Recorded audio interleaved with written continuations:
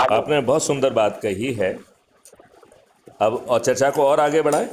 जी आप पढ़ाइए मुझे, तो मैं तो आपके आशीर्वाद तो से मैं तो 24 घंटे बोल सकता हूँ। आप बताइए। सिंपल सी बात ये कह रहा हूँ जी कि ये राजनेता आपको अच्छा भारत क्यों दें। नहीं, इस हम आपको बता रहे हैं राजनेता अच्छा भारत इसलिए नहीं देना चाहते। अब आपकी उदाहरण देते हैं।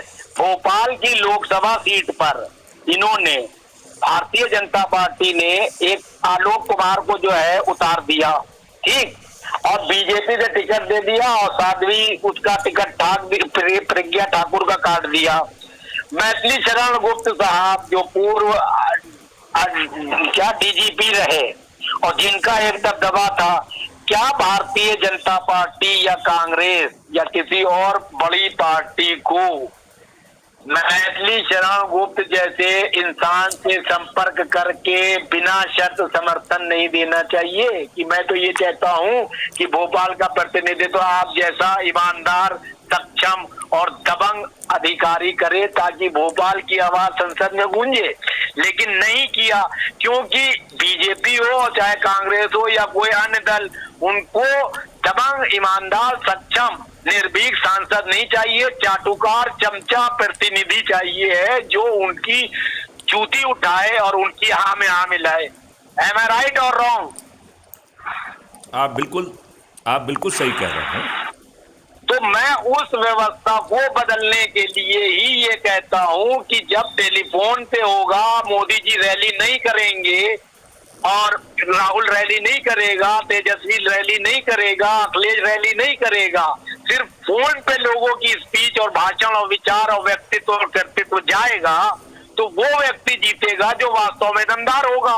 अगर भोपाल लोकसभा क्षेत्र में पिछली बार ये व्यवस्था होती जो मैं कह रहा हूं कि टेलीफोन पे हर कैंडिडेट की वीडियो चुनाव आयोग जमा करेगा और चुनाव आयोग वायरल करेगा, कहीं चौराहे पे कोई रैली नहीं होगी, कोई भीड़ भड़क्का नहीं होगा, कोई हिंदू मुस्लिम नहीं होगा, ठीक है, कोई खाना दारू नहीं होगा, चुनाव आयोग मॉनिटरिंग करेगा, वो सारे कैंडिडेट जो भोपाल में लड़ रहे हैं उनके वीडियो लेगा, एक एक दो दो मिनट के, उसमें वो अपने विचार और वैकल्पिक व्यवस्था रखेंगे और उनका निगेटिव पक्ष भी स्क्रीन पे चुनाव आयोग दिखाएगा कि मैथिली शरण गुप्त जो है जब डीजीपी थे तो इन्होंने इतना भ्रष्टाचार किया। अगर किया है तो ये आदमी लोकसभा में से पहले मेयर था तो उसने इतना घोटाला किया या इतने हत्या के मुकदमे हैं।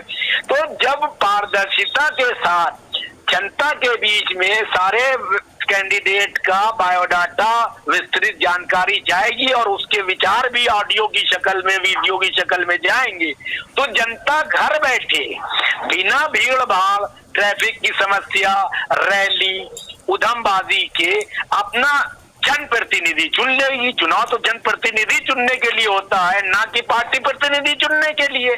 लेकिन ये हिम्मत ना जाने क्यों किसके दबाव में चुनाव आयोग नहीं कर पाता है।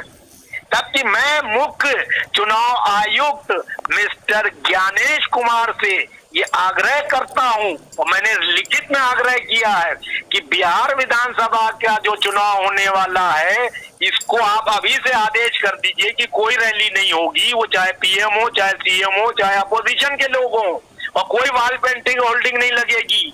सब लोग अपनी अपनी वीडियो चुनाव आयोग के दफ्तर भेजे। हम अपने लेवल पे डाटा है सबका, जितने मोबाइल है बिहार में, मैं विधानसभा वाइज जो है उसको वायरल करूंगा। और जो नॉमिनेशन फीस है वो हमें दीजिए आप। 25,000 की जगह नॉमिनेशन फीस है 15 लाख रुपए। आप करोड़ों नहीं खर्च करोगे हेलीकॉप्टर से और रैलियां नहीं निकालोगे। देखिए, दूध का दूध पानी का पानी हो जाएगा। जो भौकाल मचाते हैं, पैसे देके जनता लाते हैं, उससे काबिल आदमी आप जैसा तो नहीं हाईलाइट हो पाता है। उसकी बातें तो जनता तक पहुंच नहीं पाती है, चोर उचक्कों की पहुंच जाती है, जातिवादी धर्मवादियों की, जनता उन्हीं में से चुन लेती है। मेन चुनाव आयोग के ये बात क्यों नहीं समझ में आ रही है? उसका काम है ईमानदार चुनाव कराना। क्या ऐसे ईमानदार चुनाव हो रहा है? मैं जो फार्मूला बता रहा हूं